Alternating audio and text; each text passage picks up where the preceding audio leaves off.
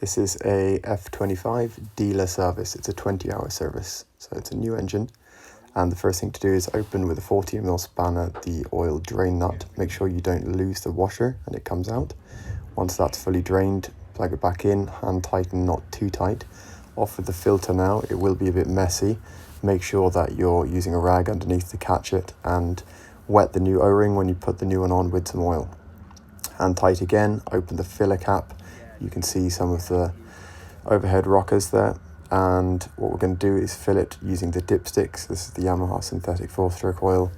It takes about 1.1 litres, but put in about just nearly a litre. Open the dipstick and make sure it's up to the right level, so you want it where the fingernail is in this video. Top it up with a bit more, and then we're going to get the engine running, circulating the oil, and see the level again. Make sure the water cooling is on, a couple small revs, and then we're going to be checking the oil level. It needed a small top up, now it's perfect. The next thing to check and service is the lower leg gear oil, and we're going to be just tilting the engine slightly to make this a bit easier for the drain plugs. This is an oil pump. It's going to open the two bolts, open the top one and the bottom. Once you open the top, the oil will drain from the bottom hole. Let's air in from the top.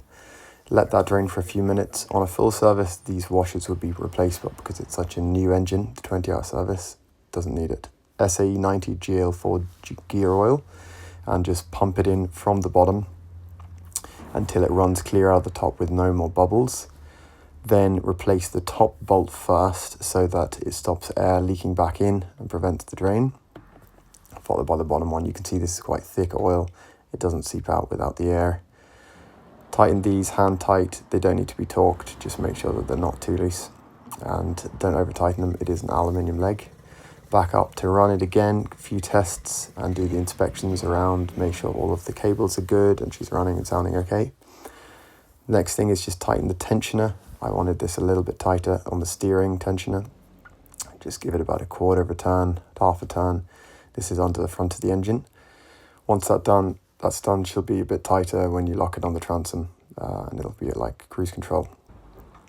And now the last thing to do is write the date in the cowl. Thanks for watching.